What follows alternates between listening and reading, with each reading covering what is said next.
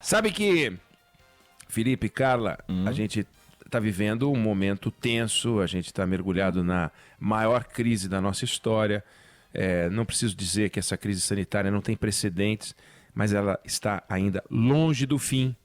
A gente está numa crise econômica assustadora que está no começo. Então, uma sanitária longe do fim, uma econômica apenas no começo, a gente precisaria de todos os esforços de todos aqueles que mandam para que essas coisas sejam administradas com coerência, com serenidade.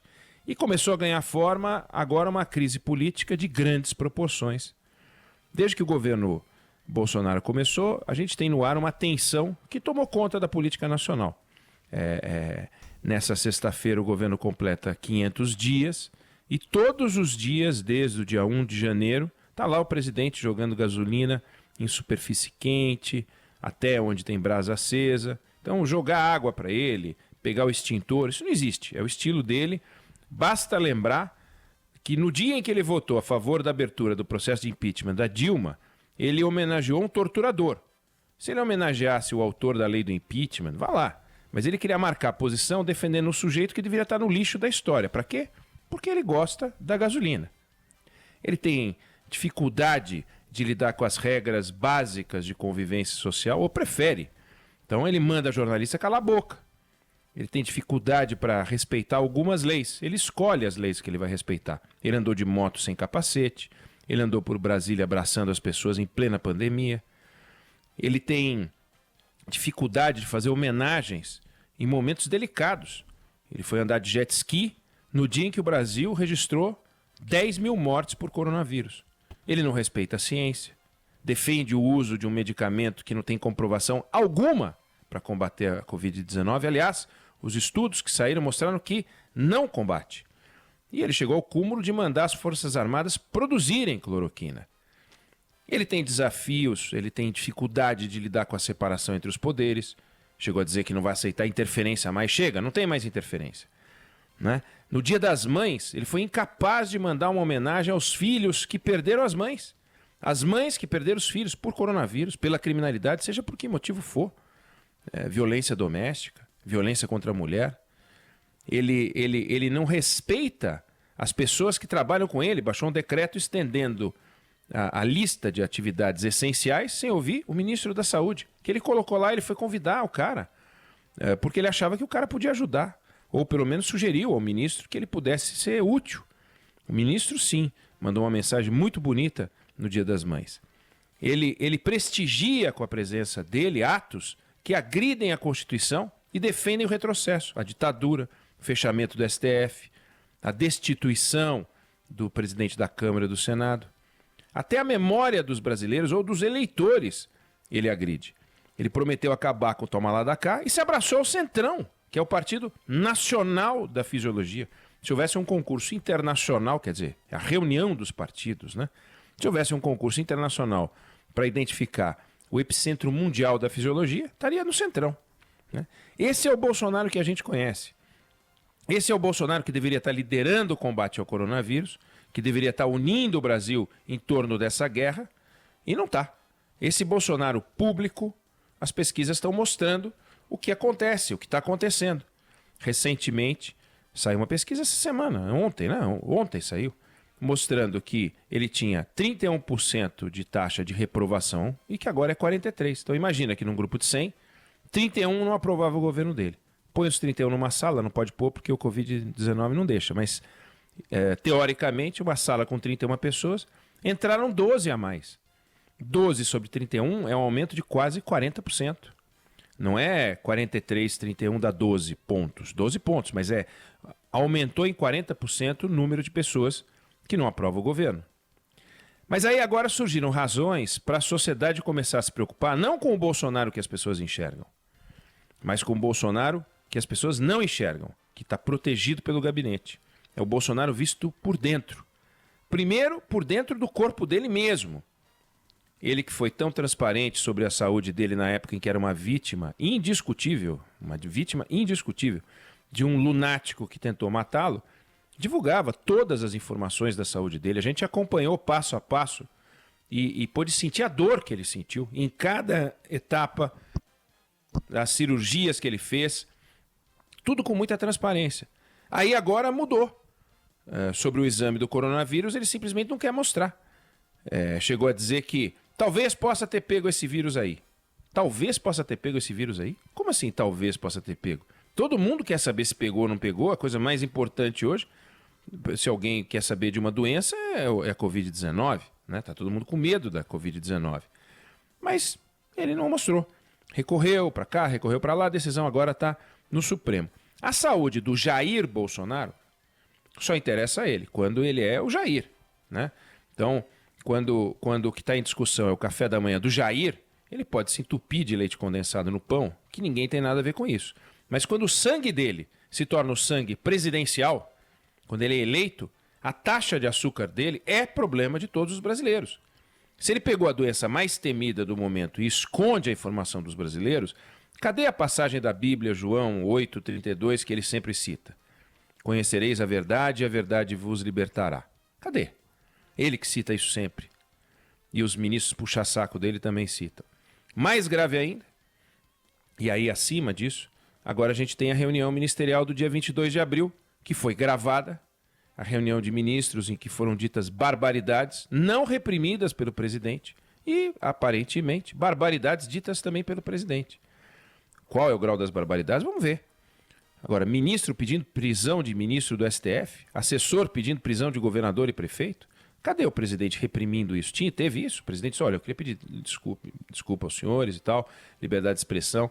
Isso é uma reunião ministerial, um mínimo de solenidade. Por favor, queria que os senhores respeitassem esse grupo, porque esse grupo representa o governo brasileiro. Mas o presidente também entrou cobrando o ministro da Justiça na época para trocar o superintendente da Polícia Federal. Como foi? O que ele disse exatamente? Quais foram as palavras? Qual foi seu propósito? Ontem ele apareceu para dizer, não, estava preocupado com a segurança da minha família. Bom, esse vídeo tem que ser analisado, vai ser analisado, seja para libertar o presidente, como na passagem bíblica, né? A verdade vos libertará, seja para, infelizmente, colocá-lo no trilho em que a gente viu serem colocados outros presidentes brasileiros. Não dá, é para o Brasil, não o Bolsonaro, o Brasil ficar no limbo. O Brasil não pode ter sobre o presidente uma suspeita de que ele se movimentou para proteger os filhos com apoio do aparato do Estado e deixa assim, uma suspeita. Não dá para ter uma suspeita. Não pode. O Brasil não merece isso. Ou ele tentou, ou ele não tentou. A Dilma era isso. Ou ela pedalou ou não pedalou. Ficou claro que ela pedalou, caiu. O Collor aprontou ou não aprontou com o dinheiro público? Aprontou. Então caiu. Então essa dúvida chegou a pairar sobre o presidente Temer. Enquanto o diálogo travado entre ele e o empresário Joesley Batista ficou no terreno da especulação, ou seja, não tinha o áudio, mas só interpretações do áudio, parecia que o Temer teria que renunciar mesmo, porque ele apoiou a iniciativa do empresário de dar dinheiro ao Eduardo Cunha. Quando o áudio da conversa veio a público, ficou claro que o empresário não disse que estava dando dinheiro ao Eduardo Cunha, nem o presidente disse que tem que manter isso aí, referindo-se a dinheiro. Ou seja, o ex-presidente, quando o áudio apareceu, ficou mais suave a versão, porque a verdade ficou mais clara. No entanto, ainda assim, ele foi submetido a 2 sessões da Câmara dos Deputados para autorizar uma investigação sobre a sua conduta e ganhou as 2. Não existe presidente fraco. E presidente fraco cai. Existe o pior dos mundos, que é presidente isolado. É o presidente que defende o fim da política de isolamento, ou seja, em tese defende a integração da sociedade, ou a reintegração da sociedade, a volta à normalidade. Ele que combate a política de isolamento está se isolando, né, no discurso de combate ao vírus. Faz um decreto de ampliação de serviços essenciais que ninguém vai seguir. Como um presidente da República pode assinar um decreto que não vale? E eu não estou dizendo que o decreto do presidente tem que valer, é que é inaceitável que ele e seus assessores não construam com aqueles que vão fazer o decreto entrar em vigor para que o decreto tenha valor. E agora o presidente, o Brasil se vê às voltas com essa suspeita. Ele também, muito grave. Ele tentou usar o Estado ou não? O ministro Celso de Mello tem um processo nas mãos, está lá com o processo, e é a base da denúncia do Sérgio Moro contra o Bolsonaro, processo que foi aberto por ordem do Procurador-Geral da República, que queria avaliar o que um falou, o que outro falou, qual é o crime de um, qual é o crime de outro, se é que é crime de um e crime de outro. Então, a democracia, ela funciona bem quando o diálogo político fica entre o que o presidente quer e o que a sociedade quer. Isso pode estar casado, pode não estar casado. O problema aparece quando a discussão é entre o que o presidente disse ou fez e aquilo que a Constituição diz. Se o que o presidente disse nessa reunião fere o que a Constituição prega, ele pode estar em maus lençóis. O vídeo não é uma interpretação. O vídeo é um conjunto de fatos indiscutíveis, de forma que o trabalho de investigação, neste caso, é muito simples. Se o que o presidente disse não fere a Constituição, não fere o que a Constituição disse, ele vai ter tomado um susto, claro. A gente vê ele tentando explicar. Ontem ele deu um jeito de falar sobre o assunto. Mas quem sabe ele aproveita esse episódio para rever esse estilo que não leva o governo dele para lugar nenhum. Esse estilo do confronto, esse estilo da bravata, esse estilo do desafio, esse estilo que deixa de lado a união, a solidariedade, que convida os adversários, sem tratá-los como inimigos, para tentar construir um Brasil para os brasileiros. Esse estilo não leva o governo dele para lugar nenhum, mas infelizmente tem o poder de levar o futuro do Brasil para o brejo. Então, nós brasileiros queremos saber o que tem no vídeo. Não por curiosidade, não. Porque a parte do vídeo, que são as curiosidades, as estupidezes ditas ali, a cretinice desse ou daquele ministro, a gente já sabe que tem ministro cretino ali. Isso não é importante nessa hora. O que é importante nessa hora é saber: o presidente feriu ou não a Constituição. Se ele não feriu a Constituição, é hora dele pensar o seguinte: eu vou tirar ensinamentos disso aqui, eu vou mudar o meu jeito de agir. E não é abraçando o centrão, né? É tentando abraçar o Brasil todo.